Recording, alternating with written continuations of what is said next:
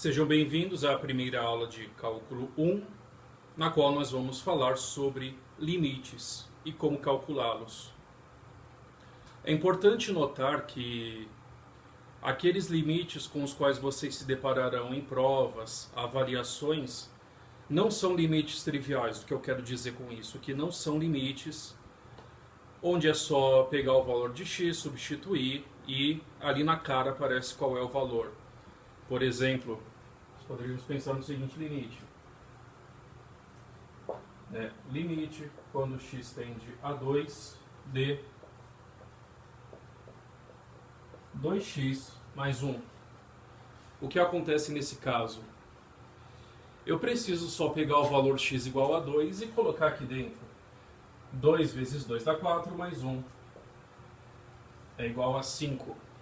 É óbvio que qualquer limite que se preze, que apareça numa prova, não vai ser desse tipo aqui.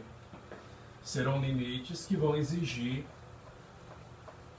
uma certa manipulação para que vocês cheguem no resultado dele. Se é que esse limite existe, também pode sair como resultado que o limite não existe. E o que acontece? Os diferentes tipos de limite que podem aparecer, nós poderíamos dizer que eles exigem uma certa receita de bolo, entre aspas. O que isso quer dizer? Existe um certo procedimento que vai ser aplicado àquele tipo de limite, uma certa manipulação dos termos. Eu posso, por exemplo, fatorar um polinômio, multiplicar e dividir esse limite por algum fator que possibilite o seu cálculo.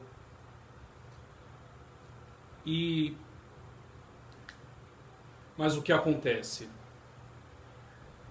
Uma receita de bolo não é algo que você sai aplicando de qualquer jeito. Você tem que saber qual receita de bolo usar. Ou seja, dado um certo limite, você vai identificar qual é esse tipo de limite e qual é a receita de bolo que se aplica a ele.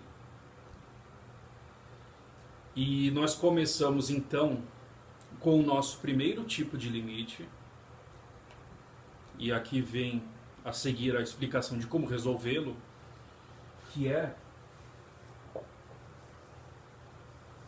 um quociente de polinômios.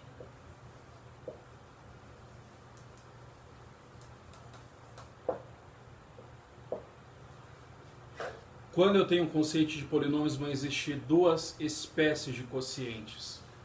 O que eu quero dizer? Bom, eu tenho um limite de um polinômio p de x dividido por um outro polinômio q de x. O caso que nós veremos agora é aquele em que eu tenho, de fato, um quociente de dois polinômios e o meu x tende a um certo número real a. Tende a menos 2, a 0, 1, 2 e assim por diante. O que pode acontecer também é de existir um limite do quociente de dois polinômios, onde x não tende a um número real, mas onde ele tende a mais infinito ou a menos infinito. Esse caso nós vamos ver depois. Por enquanto nós vamos ficar no caso em que x tende a um certo número real a. Eu começo com um exemplo.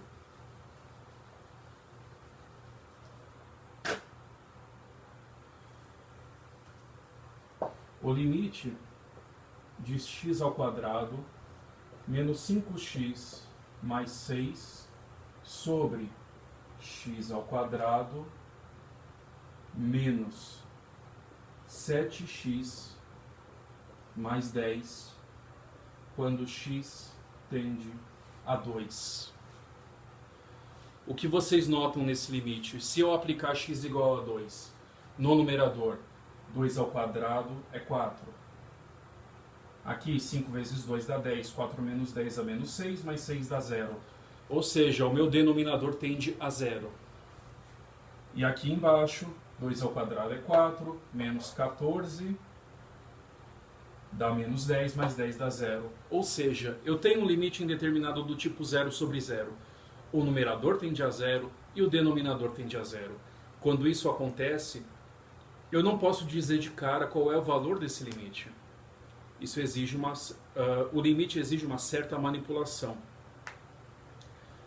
Nesse caso específico, o procedimento a ser tomado é fatorar o polinômio. Por quê? Pensem no seguinte. Quando eu aplico x igual a 2 no polinômio do numerador, ele é igual a 0. Quando eu aplico x igual a 2 no polinômio do denominador, ele também é igual a 0. O que isso implica? Implica que x igual a 2 é raiz tanto de um polinômio como do outro. Mas se 2 é raiz desse polinômio, o que isso significa? Que esse polinômio é divisível por x menos 2. E é esse o procedimento que tem de ser adotado aqui.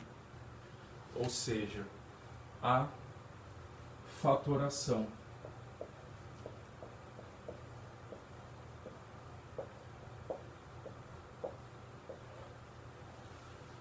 Nós temos que escrever esses dois polinômios como um produto das suas raízes. Ou seja, eu comecei com polinômios de grau 2 porque eles são mais fáceis. Se nós sabemos o quê? Nós sabemos calcular as raízes reais de um polinômio de grau 2 usando a fórmula de Bhaskara. Se vocês aplicarem a fórmula de Bhaskara ao polinômio de cima, também serve, né, a fórmula da soma e do produto, vocês vão ver que as raízes desse polinômio são 2 e 3. E no polinômio de baixo, as raízes são 2 e 5. O que isso significa? Significa que eu posso escrever esses polinômios da seguinte forma.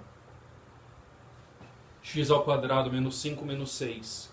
Não, desculpem, x ao quadrado menos 5x mais 6.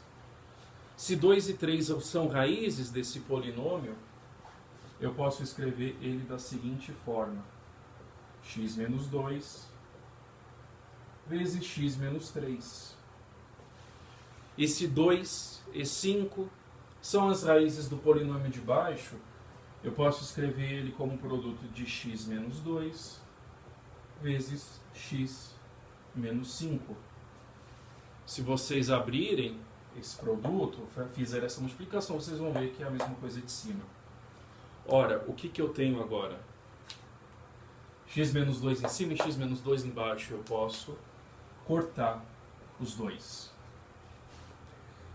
Daí vocês poderiam perguntar, bom, mas x menos 2, se eu aplicar x igual a 2, x menos 2 vai ser 0.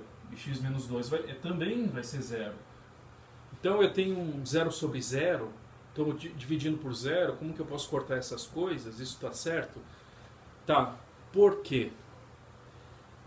Porque quando eu coloco o limite com x tendendo a 2, isso não quer dizer que x é igual a 2, isso quer dizer que x está chegando cada vez mais e mais próximo do valor 2, mas nunca é 2.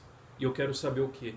O que vai acontecendo com o valor da minha expressão conforme x chega mais e mais e mais próximo de 2. Ou seja, essas duas expressões elas vão chegar cada vez mais e mais e mais próximas de 0, mas elas nunca vão assumir o valor 0. E por isso eu não tenho nenhum tipo de indeterminação, divisão sobre 0, coisas que eu não poderia fazer. Eu posso cortar esses dois tranquilamente. Então, o que acontece é que, cortados esses dois termos, esse meu limite vai ser o limite quando x tende a 2 de x menos 3, que é quem sobrou em cima, dividido por quem sobrou embaixo, que é x menos 5. E agora eu consigo calcular isso aqui sem problemas.